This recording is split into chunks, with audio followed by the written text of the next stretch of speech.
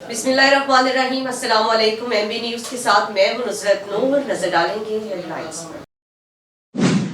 फवाद चौधरी का इंतखाबात के मुकम्मल बाइकआउट का ऐलान। साबिक वफाकी वज़ीर फवाद चौधरी ने 8 फरवरी को शेड्यूल आम इंतखाबात की मुकम्मल बाइकआउट का ऐलान कर दिया।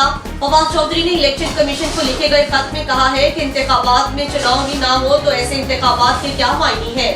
मुझे गिरफ्तार किया गया ताकि मैं इलेक्शन से दस्तबरदार हो जाऊं। उन्होंने मजीद लिखा, हमारे कारकुनान को डराया धमकाया गया, गिरफ्तार किया गया, बिला जवाब हमारे कागजात नामजदगी मुस्तरद किए गए। मेरे भाई के कागजात मंजूर हुए तो इन्हें नैब में मेरा शरीक मुलजिम बना दिया गया। साबिक वफाकी वजीर ने कहा है, इलेक्शन कमीशन अपने फराइज की अंजामदही में बुरी तरह नाकाम हो गया है।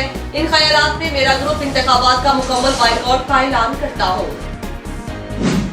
पाकिस्तान पर बगैर किसी सबूत के इल्जाम तराशी भारत का पुराना वतीरा है। भारत अफगानिस्तान में हादसे का शिकार मुसाफिर त्यारे पर प्रोपेगेंडा करने में मसरूफ। भारत बगैर किसी सबूत के भी वाकई का इल्जाम पाकिस्तान पर लगाने में जरा भी देर नहीं करता। मुसाफिर त्यारा तबाह होने का इल्जाम भी पाकिस्तान पर धर दिया। त्यारा अफगानिस्तान के सूबे बदखाशा के जिला ज़िबाक के पहाड़ों में गिरकर तबाह हुआ। त्यारा तोपखाने के पहाड़ी इलाके में गिरा। IMF की शर्त पर गैस मजीद महंगी करने का फैसला। आलमी मालियाती फंड की शराइत के तहत मुल्क में गैस की कीमतों में आइंदा मजीद इजाफे का फैसला कर लिया गया। ये इजाफा कितना होगा? निजी टीवी की रिपोर्ट के मुताबिक एक बार फिर गैस महंगी होने का इम्कान है। पाकिस्तान और IMF के दरमियान न सिर्फ सख्ती मेयार की शराइत के तहत गैस की कीमतों में मजीद इजाफा करने पर इत्तेफाक किया गया, बल्कि चीनी पर फी किलो 5 रुपए फेडरल एक्साइज ड्यूटी लगाने की शर्त भी तस्लीम कर ली गई है। कराची के मुख्तलिफ इलाकों में बारिश, मौसम मजीद सर्द हो गया। कराची के मुख्तलिफ इलाकों में हल्की बारिश से मौसम मजीद सर्द हो गया। महकमा मौसमियात ने मजीद बारिश की पेशगोई कर दी। कराची के बाद इलाकों में सुबह सवेरे हल्की बारिश के बाद ठंडी हवाएं चलने लगी। नाज़िमाबाद, नॉर्थ नाज़िमाबाद, गुलिस्तान जौहर, लियाकताबाद, स्कीन टेंटिस और गुलशन मोवार में भी बादल खूब जमकर बरसे। और इसराइल से ताल्लुकात की सूरत में मामूल पर आ सकते हैं। सऊदी वज़ीर ख़ारजा ने वाज़ेह कर दिया। सऊदी वज़ीर ख़ारजा फैसल बिन फरहान ने कहा है कि इसराइल से ताल्लुकात को मामूल पर लाने के लिए मसला फ़लस्तीन को हल करना होगा।